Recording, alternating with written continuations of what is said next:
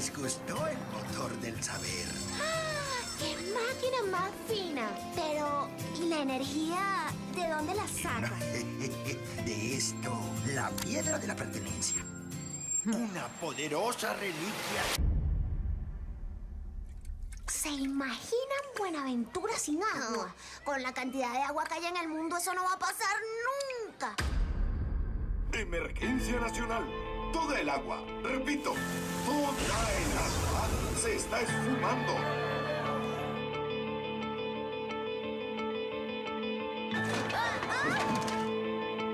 Estamos perdiendo el control. Samuel, tú debes activar el motor del saber. ¿Qué? ¡Tú puedes! ¡Yo!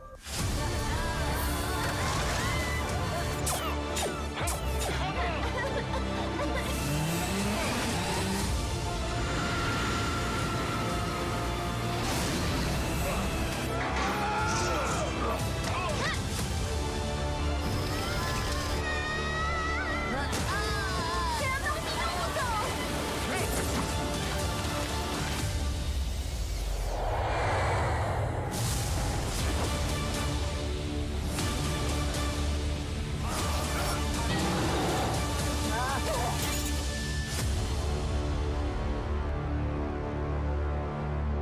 ¡Chamo!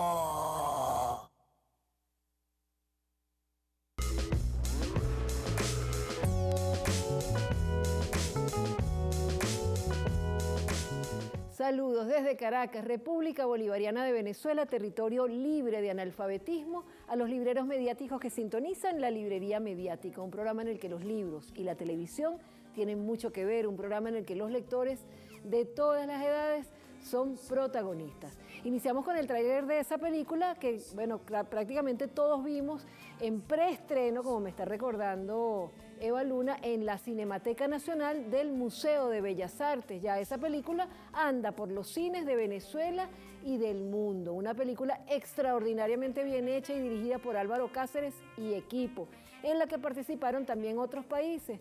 Una película que respeta nuestro modo de hablar, porque ahí hablan como hablamos nosotros. Sí.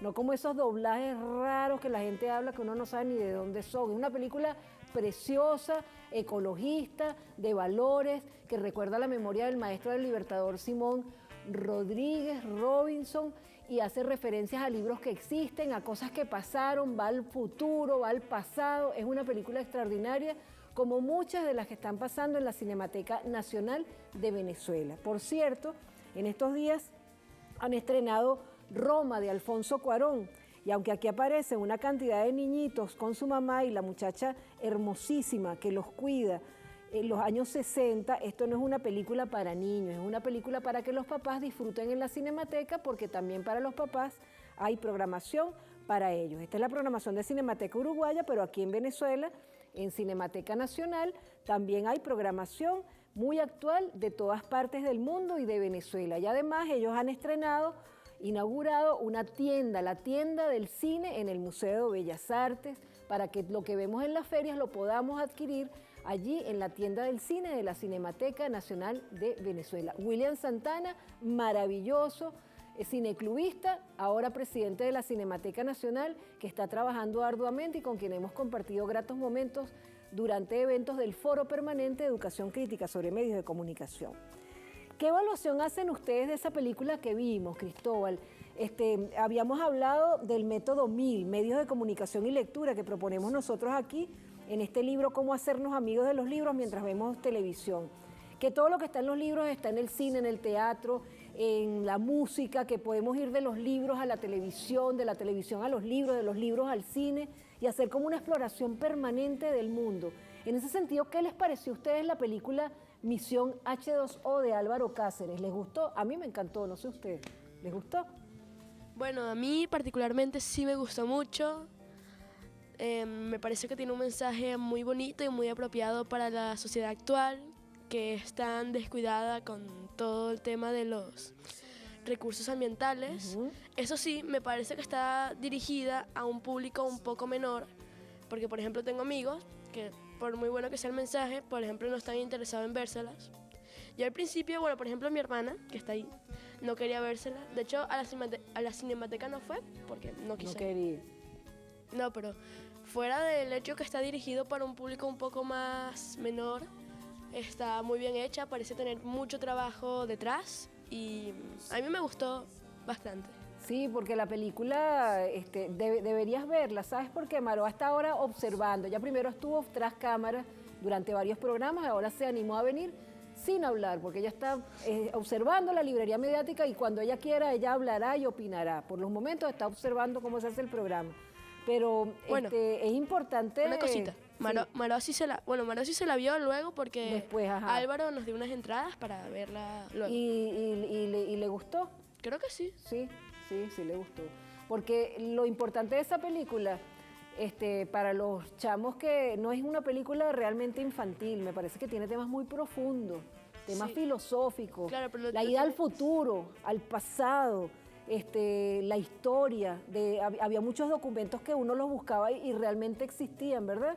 Eso sí, pero fuera del hecho de que sí que tiene mucho que te deja pensando cómo puede llegar a ser un futuro, sobre todo lo que ha pasado en el pasado, valga la redundancia, pues, por ejemplo, la mayor parte del público, porque eso va derivado de otra serie.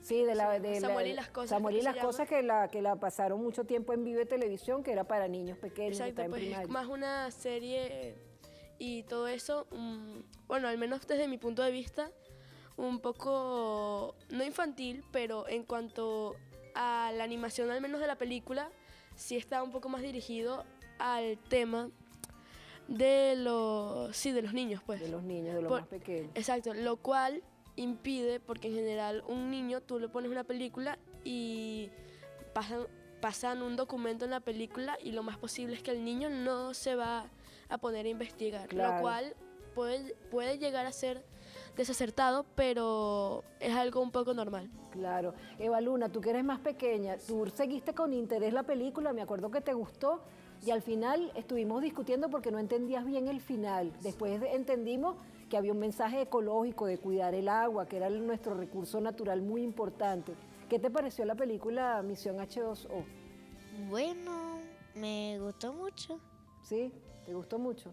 ¿Te parece que está bien para niños de tu edad? Sí. Sí. Y tú viste el tráiler, tú tienes que ver la película para que hagas esa investigación de la que habla Cristóbal. ¿Qué te pareció ahora que vimos el tráiler de la película? ¿Está buena para niños de tu edad o te Sí. parece que es para niños más chiquiticos? No, sí, para nuestra edad. ¿Cuántos años tienes tú? 8. 8, me parece que está bien. ¿Y ustedes qué opinan de la película? Ustedes que la vieron ese día, yo la vi con mucha emoción, a mí la película no me aburrió ni un momento. A mí también, como mi compañero Cristóbal, me parece que tiene un mensaje muy bonito. Tiene varios valores que podemos reforzar. Ujú. Y bueno, más que todo eso. Ajá, ¿y tú qué dices? Bueno, a mí me gustó bastante la película, tiene muchos mensajes que hay que reforzar en la sociedad humana, como es ahorita, y que hay que cuidar al ambiente. Sí, ese era el más Ese era el más importante y el más visto. Pero también yo creo que hablaba de la bondad y de la maldad, porque allá había una mala que al final era como la que nos enseñaba que a veces las cosas las tenemos enfrente y no las vemos. ¿Mm? Entonces ese ejercicio que hacemos con esa película, de además de investigar, a ver, yo investigué todos los documentos, todas las referencias que hacía allí Álvaro Cáceres como guionista, y eran todos de verdad, todas las cosas que él refiere ahí son de verdad. Quiere decir que él no se está burlando de nosotros como espectadores, porque hay gente que pone referencias y uno se engaña como espectador. Entonces, todas las cosas que estaban ahí eran ciertas como para animarnos a buscar. Como tú bien dices, Cristóbal, hay gente que es como apática, que aunque aparezca un documento, no me importa, eso pasó ahí, o sea, como que no tienen accionar. ¿Por qué será eso? Bueno, no sé, me parece que principalmente se debe a una falta de interés. Ujú. Y con respecto a lo de la maldad y la bondad, sí me parece que eso sí es un punto bastante importante en la película y que además nos enseña el hecho de que la gente tiende mucho a no cuidar las cosas y no apreciarlas hasta que las pierde. Ujú. que es igual como se ve en la película. Sí, con el agua. Exacto. Sí, a mí lo que más me llamó la atención y a veces hasta me daba como miedo era ese ir hacia adelante y hacia atrás en el tiempo, porque a veces me pensaba, ¿y qué pasará si se quedan atrapados en el futuro o en el pasado, no? Bueno, sí, de hecho en un momento se quedaron atrapados porque la máquina, por así decirlo, en donde viajaban no tiene ninguna clase de combustible. Sí, se quedaron sin combustible, esa piedra que él hablaba de una piedra como esencial, algo así. Y además, a mí me gustaba algo muy bonito también de la película, que era que el maestro, como el director de todo el proyecto, leía libros que si uno los busca existen. Entonces es bonito también en ese sentido, era un libro de poesía, me parece, ¿no?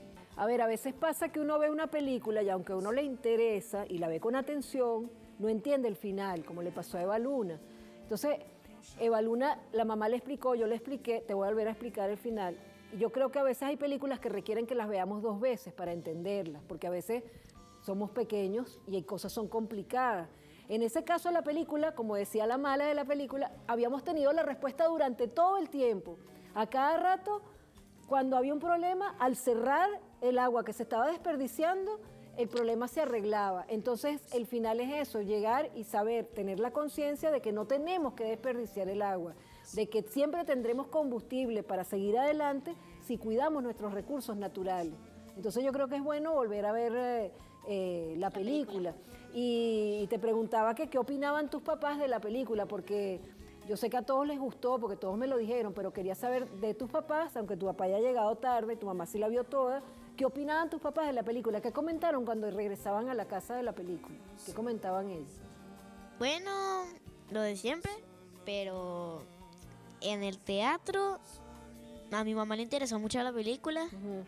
Las partes que no había entendido porque soy muy pequeña y entonces ella me las volvió a explicar. Le gustó la película a mi mamá y a mi papá. Entonces hay que volverla a ver. Eva Luna se compromete a volverla a ver para entenderla mejor. Y además, lo importante de esta película es que nosotros podamos hacer lo que nosotros proponemos aquí en el libro Cómo hacernos amigos de los libros mientras vemos televisión. Buscar lo que la película nos da como datos o claves, buscar más información en libros, en documentos, en internet también, navegando, ¿verdad? Con mucho cuidado, Eva Luna, ¿verdad? Porque a veces en internet hay mentiras. Mira, yo lo que voy a investigar, mi papá se mete en la computadora y él es el que me lo investiga y después me lo dice. O si no, él se sienta al lado y te orienta. Ajá, y si no entiendo esto, él me lo vuelve a decir. Exacto. Y si es mentira esto, él me lo dice mejor. Muy bien, cuando somos pequeños no debemos estar haciendo investigaciones solos en la computadora. Eso es una advertencia que siempre ha hecho Eva Luna, desde el principio. Vamos a hacer un corte y vamos a hablar de algo que está muy lindo y que está en Caracas y que no sé si ustedes conocen, pero nosotros trajimos unas imágenes, es el Parque Bolívar.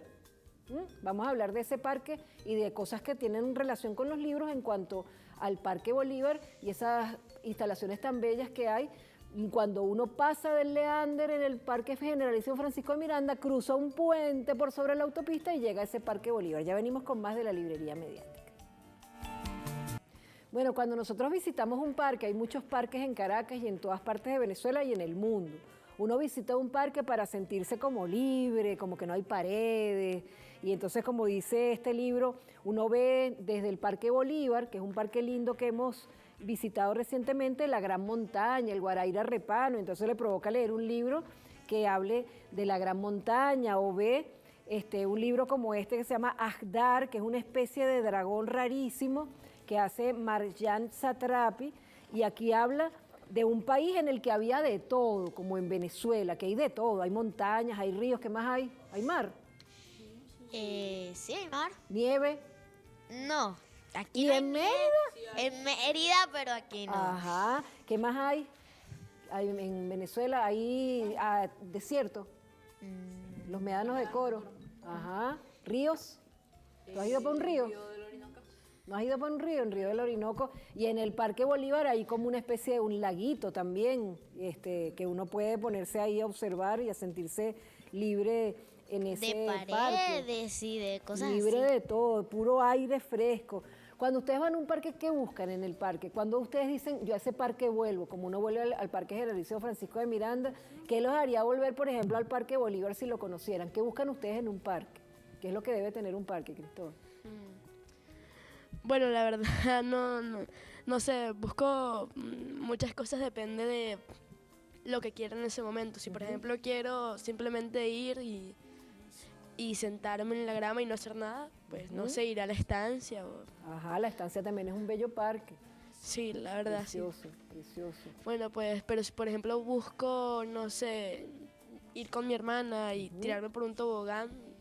Parques de juegos también. Exacto, pues. En este caso el Parque Bolívar es un parque para caminar, más que todo. Sí, pues un parque más contemplativo, pues, si se exacto. quiere, para ver. Hay también un avioncito allí que uno se puede montar. ¿Tú has ido por el Parque Bolívar? A ver, cuéntanos de tu experiencia, ¿qué te ha parecido? Bueno, para mí el Parque Bolívar es muy bonito. El lago está muy bonito. Tienen hasta juegos para personas discapacitadas. Sí, eso es importantísimo. Ahí es muy bonito, la verdad. Y las vistas que uno ve como para todos lados, que se ve tan lindo, ¿no? Se ven, es alrededor de puras montañas. Se ve mucho eso. Es un parque, a pesar de que está conectado con el Parque Generalicio Francisco Miranda, tiene su personalidad, ¿verdad? Sí. ¿Sí? ¿Y tú has ido al Parque Bolívar? ¿Sí? ¿Qué te ha parecido? Yo recuerdo que fui cuando hicieron algo así como la Feria del Petro. Ajá. Y me comí un dulce con mi papá ahí. Ajá. A mí me pareció un parque muy bonito, muy cool. Sí, me encantan las rejas esas que se ve la autopista. Ajá. Me encanta. Sí, está precioso. ¿Y tú, Eva Luna, has ido al Parque Bolívar? Sí he ido. Pero no te has fijado mucho, como que estás como dudando. Sí, es que realmente no me acuerdo. No te acuerdas, es el parque que está, después que uno entra al Generalísimo Francisco de Miranda y pasa el Leander, el barco de Miranda, cruza por el puente y llega. Sí. Sí has ido. Mi parte favorita realmente es las rejas esas donde tú pasas y ves la autopista. Yo fui para allá en bicicleta. Ajá. Y yo, ay, esto se va a caer. Ay, Siento que se no, va a caer. eso no se Estoy cae. temblando. Sí, y como pasé con la bicicleta, sentía que... Ay, ¿y tú has ido al Parque Bolívar? No has ido. Que mira, con esas imágenes tan bonitas, esa vista de nuestro Guaraíra Repano, esas banderas allí, que mira, ahí está el puente por donde Eva Luna pasó. ¿Te animas a ir? Es facilito. ¿Le invitas a tus papás a que te lleven? Sí. Sí, vamos a ir para ese parque, mira qué chévere. Muy lindo. Yo creo que un parque tiene que estar bien cuidada la grama. Limpio. Baños limpios. Cositas para uno, la verdad, comerse un dulcito, un café a buenos precios, ¿verdad? Entonces nosotros le pedimos a la gente de Imparques que cuiden mucho ese parque y ahí está el avión donde ese avión uno no puede volar. No, es una heladería. Mira, Cristóbal, él quiere decir algo. ¿Qué cosa? No, sí, bueno, como dijo Eva Luna, que es una heladería, ese avión. Ahí venden helados muy ricos. Hay café, está bien chévere, está muy bien. Entonces, en un parque uno podría también hacerse preguntas, como dice este libro, el porqué de cada cosa, de Luciano Sarachino con ilustraciones de Aleta Vidal. El porqué de cada cosa. ¿Ustedes se preguntan el porqué de cada cosa o dejan pasar las cosas así sin preguntar el porqué? Bueno, yo... Tú eres muy preguntón. Sí, eso sí es cierto. ¿Sí? Sí, yo siempre intento buscar una razón para cada cosa, lo cual puede llegar a ser un poco frustrante. De no conseguir la razón, ¿no? Sí, pero no pues. todo tiene explicación. Exacto, aunque debería. Debería, sí señor. ¿Y tú qué dices? ¿Buscas la explicación de las cosas?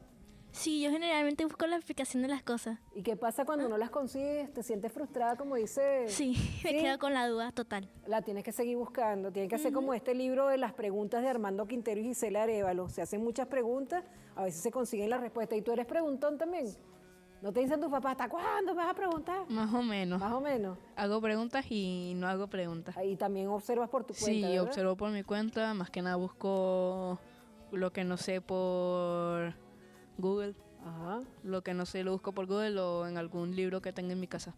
Y también, ¿saben qué pueden hacer? Yo siempre les digo, visitar las bibliotecas públicas. Unos sitios donde no hay que comprar los libros, sino que te los prestan. O están allí para que los leas y puedas hacer las búsquedas. Tú eres una preguntona. Sí, pregunto muchas cosas. Sí, ¿y tú? ¿Tú eres preguntón? No. ¿No preguntas? ¿Y por qué no preguntas? No sé. Porque Pero no, si- cuando tú porque te- no tengo duda. ¿No tienes duda de nada? Wow. Niño. Pues les voy a decir una cosa. Él, que no había venido a la televisión, Se le ocurrió lo del él se le cable. ocurrió que el cable del micrófono no tenía por qué estar encima de él, ¿verdad? Sino él observó, no preguntó, sino dijo, la lógica me indica que el cable debe ir por detrás. Así que tú eres un niño muy inteligente, pero es bueno preguntar. Es bueno hacerse preguntas o leer libros así, el libro de las preguntas. No tienes que tener pena porque todo el mundo no se sabe todo, ¿verdad? No. Hay que saber que uno puede preguntar. Aquí yo tengo un libro que me traje de Uruguay, de Virginia Morto, la que se llama La ventana de papel. Y aquí dice el presentador, dice, Virginia Morto la vuelve a los niños viejos y a los viejos niños, como si a unos y a otros solo los separara el tallo de una flor de papel. ¿Por qué ustedes creen que él dice eso? Yo me imagino que es porque está en un libro de papel. Y esas cosas solamente pueden suceder en la fantasía de un libro. Que los niños se vuelvan viejos y los viejos se vuelvan niños. ¿Ah? ¿No qué? Eso no solo pasa en libros de fantasía, también podría pasar en la vida real, porque cuando alguien alguien con muy alta edad empieza ya a perder la memoria, empieza a ser como un niño otra vez. Y por otro lado, cuando alguien así le pregunta a un niño varias veces, los niños como que se frustran a veces. Ajá. Y eso es como que intercambiar edades. Exactamente, intercambiar edades, la ventana de papel. ¿Tú qué quieres decir sobre eso? Yo vi una película que había un niño que que tenía forma de viejo, Sí. y cuando iba para las partes le decían que era viejo, pero era niño. Era niño. Eso es una enfermedad que se llama progeria, que es una enfermedad que hace envejecer a las personas el cuerpo mucho. Es como se fallecen rápidamente porque el cuerpo va muy rápido y se ponen viejos, aunque son niños, tienen 10, 12 años, pero tienen el cuerpo de una persona de muchísima más edad. Eso es una enfermedad, es muy triste, una enfermedad rara, pero existe. Y saben que también hay un cuento que inventó un señor que se llamaba Mark Twain, que nosotros siempre lo hemos comentado, la maravillosa o la curiosa vida de Benjamin Button, de la cual hicieron una película, que era alguien que nacía viejito y se iba volviendo niño hasta que se desaparecía. A mí eso me inquieta muchísimo. Yo creo que nosotros lo hemos comentado. Sí, Es creo que sí. Es inquietante, la verdad es que yo creo que está bien como hacemos nosotros, nacemos y nos vamos volviendo viejitos hasta que ya, chao. Sí. ¿Verdad? Como más normal. Miren, en el foro permanente de educación crítica sobre medios de comunicación, que es algo que nosotros hacemos, que no sé si en la escuela de ustedes lo hacen, eso de unidades de análisis crítico de medios para que ustedes aprendan a entender qué hay en los libros, qué hay en los medios, entender más allá de la mentira. Ustedes son ejercicios que ustedes hacen. Eso es algo que está en la Ley Orgánica de Educación, es una cosa que es obligatoria. En uno de los foros en los que advertíamos que hay caballos de Troya mediáticos en los aprendizajes, es decir, mentiras que nos meten disfrazadas de verdades, proponíamos que hubiera, como en, no sé si ustedes lo han visto, un canal solo para enseñar historia a los niños, como en Argentina lo hubo, con un personaje que se llamaba Samba y que tenía esta forma. Y les proponíamos a TV Fan que hicieran una serie de historia para niños para que nos contaran todas las aventuras de nuestros héroes, pero en forma muy animada. ¿A ustedes les parecería bien eso o lo conocen? ¿Tú qué dices? ¿Te Sí. gustaría? Sí, ¿verdad? muchísimo. Yo creo que vamos a volvérselo a pedir a la FAN porque no he visto movimiento de esa propuesta. Creo que sería interesante, a través de muñequitos, contarnos la historia de Venezuela y de nuestra América. ¿Les parece? Sí. Se lo pedimos, vamos a pedírselo, sí, es importante, es muy importante. Y había una niña que en los años 70 era muy preguntona y es Mafalda. Se la pasaba, era como, yo creo que Cristóbal es una especie de Mafalda, pero niño. Se la pasaba preguntando y bueno, a todos ustedes. A mí me encanta Mafalda. ¿Viste? Se la pasaba preguntando y aquí está la historia de Quino, el que la inventó a ella y la dibujó por 10 años. Mafalda tendría ahora más o menos mi edad. Yo sigo siendo preguntona. Sí. Ah, sí, pero ya no soy una niña, solamente en mi corazón. Pero aquí está la historia de Quino o Joaquín Lavado, el autor de Mafalda. En la próxima parte quiero que piensen algo ahorita en el corto. Yo traje un libro que me conseguí que se llama Papirofobia, no quiero leer. Hemos hablado de no puedes leer esto en otros programas, pero en este caso es no quiero leer. Les voy a hablar de este libro en la próxima parte, a ver qué opinan ustedes acerca de la gente que dice no quiero leer. ¿Ustedes conocen gente que dice sí? Yo sí. Sí, yo conozco gente que dice no quiero leer. Ya lo vamos a decir en la próxima parte, ya lo vamos a hablar en la próxima parte. Ya venimos con más de la librería mediática, ¿verdad, Baluna? De la librería mediática. ¿Sí? Ya venimos. Pero cuando nosotros vemos un libro, ¿qué es lo primero que hacemos para saber si nos interesa? Además de ver la portada, ojearlo, vemos la parte de atrás, ¿verdad? Sí. Porque la parte de atrás generalmente tiene un resumen de lo que es el libro y ya uno... Tiene una pequeña reseña. A veces no se parece al libro, realmente uno tiene que leer el libro para darse su propia opinión, pero en este caso creo que lo describen bien. Papirofobia. No quiero leer, de Susana Tamaro, ilustrado por Nora Hill. Dice... Leopoldo es un niño al que, como a muchos otros, no le gusta leer. Lo único que quiere hacer es jugar y correr en el parque. Pero sus padres, convencidos de que así empezará a amar la lectura, quieren obligarlo a leer 1 kilo de libros por día. Terriblemente molesto ante tremenda injusticia, Leopoldo decide una mañana escapar de su casa y en una plaza conoce a un anciano que, al contarle fascinantes historias, lo hace descubrir algo que cambiará su vida. ¿Qué hacemos cuando alguien nos dice, no quiero leer, no me des ningún libro porque no quiero leer? ¿Qué harían ustedes? Yo, por ejemplo, le preguntaría, ¿por qué no quieres leer? Para saber qué es lo que le pasa. Sí. ¿Tú qué harías, Cristóbal? Le preguntaría por qué no quieres leer, si es que no te gusta leer o si simplemente ahorita no tienes ganas de leer. Exacto. Porque es muy diferente. Yo nunca quiero leer. Ahorita mismo la verdad no me provoca leer. Son cosas muy, muy diferentes. ¿Por qué crees tú que una persona puede decir no quiero leer? Nada, no me pases ni un libro, ni un mensaje por teléfono, no me interesan las letras, descifrarlas, no quiero leer. ¿Por qué crees que una persona puede decir eso? Principalmente porque tal vez tenga algún nivel de ignorancia que no quiera aceptar. Ajá, eso es lo que te parece. Y también dependiendo de qué tipo de familia le inculque diferentes valores. Por ejemplo, en una clase de mi mamá que yo fui, hablaron de una niña a la que ella, cuando le pasaban un libro, se ponía a llorar, se ponía nerviosa, le sudaba y todo. Pero al final una psicóloga de la escuela descubrió que era porque sus padres le pegaban y que le decían que si no salías bien en los exámenes te íbamos a pegar, que no sé qué. Y por eso es que ella se negaba a leer y cosas así. Y luego la psicóloga la incitó a leer. Ajá.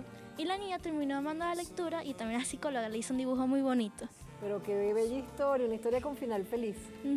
¿Y tú qué te ha pasado cuando tú consigues a alguien que no quiere leer? ¿Le preguntas o qué haces?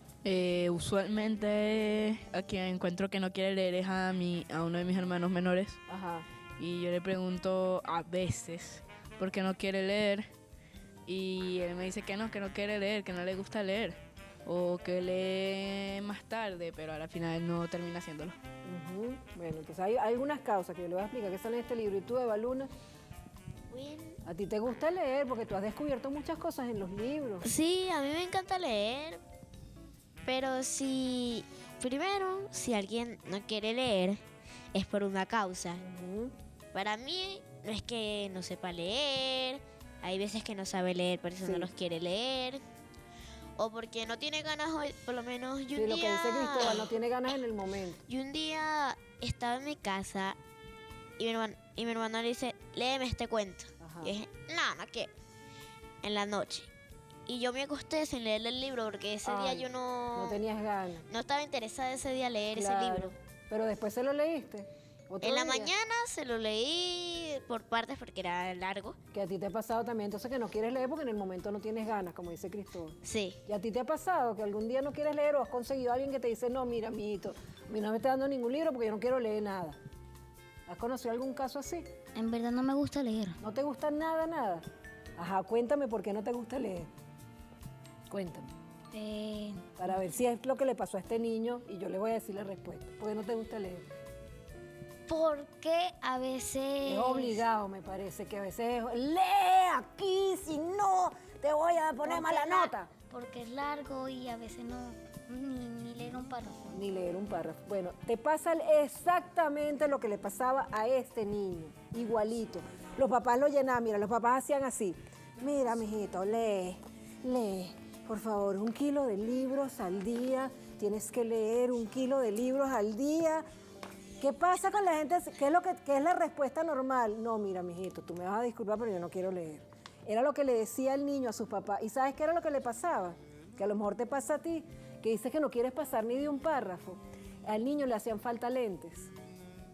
Entonces los papás, en vez de regañarlo, un señor dentro de la historia les explica: señores, el niño no le gusta leer, no puede pasar de un párrafo. ¿Por qué? Porque cuando empieza aquí, oye, ya no lee bien, se le cansa su cerebro, no quiere saber nada de eso. Entonces, tú tienes que pensar cuál es la causa que no te guste leer. Y uno no tiene por qué leer obligado. Nada de obligado, nada obligado sirve. Tú tienes que buscar, por ejemplo, ¿a ti te gusta el fútbol? Bueno, mira, tú no sabes la cantidad de libros que hay de fútbol. Futbolistas. Ah, ¿esa sí te gusta? Ajá, ¿y lo has leído? ¿Ves? Entonces, tú tienes que empezar por lo que a ti te guste leer. Leer muchos libros de fútbol, sobre la vida de los jugadores, sea alguno que admiras o alguno que no tiene una vida admirable. Entonces, sí te gusta leer porque te gusta leer sobre lo que a ti te gusta. ¿Ves? Entonces, no tienes problema de lentes, porque sí te gusta leer el tema que a ti te gusta, como el muchachito. Usas lentes. ¿Ves? En este caso, el muchachito no podía leer nada ni lo que le gustaba porque no le habían comprado sus lentes y tenía una dificultad en los ojos y necesitaba lentes. Yo para leer, en cambio, me tengo que quitar los lentes. Sí, porque yo tengo un poquito de miopía, y ahora que soy mayor, tengo presbicia. La miopía con la presbicia se compensa y no necesito lentes para leer como la mayoría de los adultos. Entonces tú, buscando, por ejemplo, sobre fútbol, después vas a buscar libros, si te gustan mucho los libros de fútbol, entonces libros sobre ciudades donde hay grandes estadios de fútbol, por ejemplo, existen. Te vas a una biblioteca y le dices, por favor, deme un libro sobre ciudades donde hay grandes estadios de fútbol. Y después, entonces, libros sobre niños que se hicieron grandes futbolistas. Y después, libros sobre los países donde están esas ciudades, ¿ves? Entonces tú, leyendo lo que te gusta y que te respeten, si tú no quieres leer en el momento, te vas a transformar en un gran lector. ¿Te parece?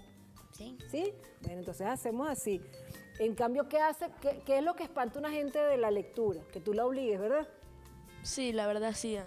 A mí, por ejemplo, bueno, a mí no me ha pasado, pero al menos antes, como que en la escuela te ponían a leerte un libro específico. Obligado. Bueno, obligado entre comillas, porque como tal es decisión tuya si te lo lees o no, pues si no te lo lees es como... Claro, tienes mala nota. Exacto. Es tu decisión. Mira, y tú trajiste un libro, fíjate, él trajo un libro complicadísimo, un libro sumamente interesante que a lo largo de su vida va a poder ir leyendo con más profundidad si te gustan las corrientes filosóficas de las que ahí hablan. ¿Cómo se llama ese libro? Este libro se llama La princesa metafísica, técnicamente ni siquiera es mío. Me lo prestó un profesor. Ajá. Que me vio con un libro y me dijo, oye, yo tengo un libro que te puede gustar, y me lo trajo. ¿Y te ha gustado? Sí, de hecho ya me lo terminé de leer. Ajá, ¿y cuál es qué abordaje hacen ellos de la filosofía? Te van explicando como el concepto de cada filósofo y después te van contando la historia. ¿Cómo es el abordaje de ese libro? Bueno, para mí la verdad, o sea, se trata de... Es que es complicado porque hay muchas maneras de verlo, pero si puedo decir exactamente de qué se trata, es que son como los protagonistas viven en un reino, pues un reino imaginario. Exacto, imaginario, como de la edad más medieval, pues. Y entonces un rey con su mago deciden crear una bebida de la felicidad. Entonces la princesa Espera, para un momentico. ¿Tú crees que hay una bebida que sea la bebida de la felicidad o la felicidad no necesita de nada de esas cosas? Eso es como una magia, ¿verdad? No, la felicidad se hace, no sé. Día a día, ¿verdad? Día a día. Con las distintas cosas. ¿Y tú, Eva Luna? Yo digo que sí. ¿Sí hay? Porque si tú estás tomando algo que te gusta, bueno. Eso te pone feliz. Bueno, porque... sí, pero no es un acto de magia. ¿Y tú qué dices? A ver, ¿tú qué dices sobre la bebida? Si hay una bebida de la felicidad como si fuera así. No creo que haya una bebida de la felicidad específica. Ajá. No creo que haya una bebida de la felicidad específica. Como dice Baluna, si algún día estás tomando algo que te gusta y estás como amargado, te podría dar algo de felicidad. ¿Y tú qué dices? Yo creo que tú tienes razón, no es nada así automático, eso no es así. Exacto, como han opinado mi compañero allá, que no es algo automático. Pues. Es algo que se va construyendo. Bueno, eso va dependiendo. Por ejemplo, en este libro, como dicen, la tratan de una magia. Sí. Y como han dicho varios también de mis compañeros acá, también puede ser como una bebida que te haga feliz, pues. Eso era como una pócima. Seguramente usaban ese término. Pero vamos a que desarrolle un poquito más. Usaban el término bebida, pero sí, es como una especie de pócima porque la hace como una especie de mago. Ajá. Pero entonces... ¿Y que la vendía, se la robaban, la distribuía? ¿Cómo hacía? O sea, simplemente quería que todo el reino la tomara para que todo el reino fuera feliz y ya está. Eso es una premisa muy atractiva porque si a ti te dicen que te van a dar una bebida que te va a hacer feliz y que cuando tú te la tomes no vas a estar triste. No vas a tener ni problemas ni preocupaciones. Exacto, pues es muy llamativo, pero como que los más inteligentes se ponen a cuestionarlo y la princesa, la hija del rey, hace como una reunión clandestina y llama a una gente, como gente inteligente, gente sabia de ciertas partes. Sí. Y se ponen a discutir sobre el tema de que si es bueno o es malo. También a esa reunión asiste, por ejemplo, el protagonista, asiste un caballero, un monje sabio y un escudero. Y entonces, bueno, entre otras personas.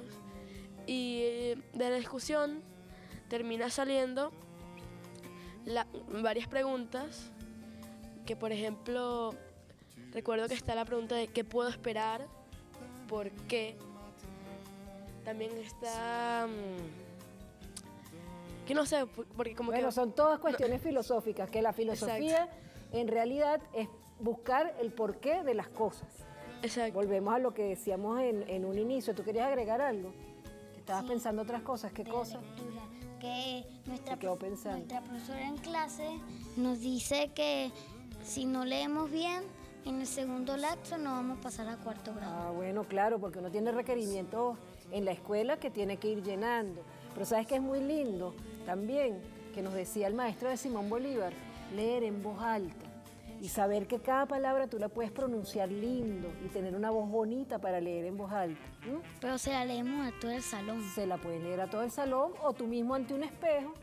Tú mismo ante un espejo te puedes leer, tú mismo te puedes grabar y grabas tu voz y te escuchas y te reconoces. Es un ejercicio muy bonito que te va a servir para cualquier carrera que quieras hacer, porque si tú vas a ser un futbolista famoso y te van a venir a entrevistar para dar una entrevista y tú hablas lindo, no, eso todo el mundo está fascinado contigo, ¿ves? Y eso también lo da la lectura en voz alta, eso es muy lindo también. Pero ¿saben qué? ¿Ustedes piensan que la felicidad es una sola cosa o que uno va teniendo como pequeñas felicidades a lo largo de toda su vida? Pequeñas felicidades por su vida. Sí, ¿verdad? Hasta que llegue el último momento, que es la muerte. Y ahí se acaba. Pero durante toda la vida son pequeños momentos. Yo, por ejemplo, ahorita estoy feliz de tenerlos ustedes aquí y de ver cómo ustedes razonan. ¿Tú qué dices, Eva Luna? ¿Hay una búsqueda de la felicidad? Hasta allá está la felicidad y cuando la agarras se acabó. O como dice él, yo creo que es como tú dices. Muchos filósofos se han preguntado eso a lo largo de toda su vida. ¿Tú qué dices, Eva Luna? Yo digo que es por partes. Ajá. Y sobre lo que estabas diciendo antes, se me olvidó lo que iba a decir. ¿Y ustedes qué dicen? A ver, de la felicidad, si es algo que uno busca como una sola cosa o es por partes, como él dice, nuestro filósofo de hoy, ¿eh? Sí, yo también creo que es por parte. Que la felicidad viene por cada momento de la vida. Que uno lo sabe apreciar. ¿Tú qué dices, Cristóbal? Ajá. Y recuerdo que tratan también mucho sobre el tema de la felicidad. En una parte que viajan a un lugar llamado el Oasis de la Felicidad, donde conocen a un hombre que se encarga de leer, como que tú le cuentas tu sueño, te cuenta como tus problemas, por si no eres feliz, y todo eso. Y entonces se refiere a una felicidad dividida en 3 partes, que sería el yo, el ello y el super yo. El yo se refiere a las necesidades que uno quiere. Sí. El ello se refiere a eso con lo que tú te refieres, a esas necesidades. Y el super yo se refiere a las características que se tienen que dar para que se dé y para que se cumpla esa necesidad. Porque si no está el super yo, no se pueden cumplir exacto, todas esas otras condiciones. Exacto, por ejemplo, imagínate que, no sé, yo quiero tener ese libro de ahí, sí, el de papirofobia. Y entonces, el yo quiero tenerlo. El ello sería ese libro que puede ser mío. Pero el super yo sería la condición de que yo no lo tengo y yo no puedo, bueno, sí puedo, pero claro, no sería correcto. O sea, no sería correcto, por ejemplo, pararme y agarrarlo, claro, y quedármelo, pues. Claro, entonces se tienen que dar las... en una biblioteca, pedirlo prestado. Exacto, se tienen que dar las condiciones para que esa felicidad sea posible. Aunque aquí no lo llaman felicidad, porque bueno, de hecho la felicidad aquí se refieren primero a la alegría, que es la parte del oasis, pero la felicidad se refiere a cuando viajan a la isla, exacto, que es originalmente donde se dirigen después de un transcurso, donde se dividen en 3 partes, porque como que la isla es muy bonita, pero por ejemplo el camino del medio es como tan repetitivo que te aburres de esa felicidad. Luego el otro camino es extremadamente duro, muy duro, pues muy cansón, muy difícil. Y entonces, luego cuando lo terminas de pasar, al ver lo tranquilo y hermoso que es todo, te inundas de una abundante felicidad. Y luego estaría el tercer camino, que ese sí se refiere a la felicidad amorosa, donde cuentan una leyenda sobre los humanos y el amor, pero que la verdad yo ese sí no entendí. No, pero yo lo voy a buscar para releerlo porque yo no me acuerdo bien de eso y eso lo quiero referido con la felicidad. Bueno, yo les voy a decir una cosa, dejen los micrófonos aquí. Hay una cosa que da mucha felicidad y nosotros nos despedimos invitándolos a leer siempre, a leer de todo, y es el abrazo. El abrazo siempre indica felicidad. Si uno está triste y lo abrazan, se siente feliz o reconfortado. Y en este caso, yo quiero abrazarme con ustedes porque yo me siento feliz de que todos hayan venido y que Maroa se haya animado a entrar y que pronto va a hablar con nosotros en la librería mediática. ¿Sabes qué? ¿Un abrazo de qué? De 20 minutos. Hace muchas cosas que hacen feliz. Bueno, pero 20 minutos no nos podemos quedar, pero por lo menos unos 30 segundos sí, ¿verdad? Los invitamos hasta el próximo programa. Gracias.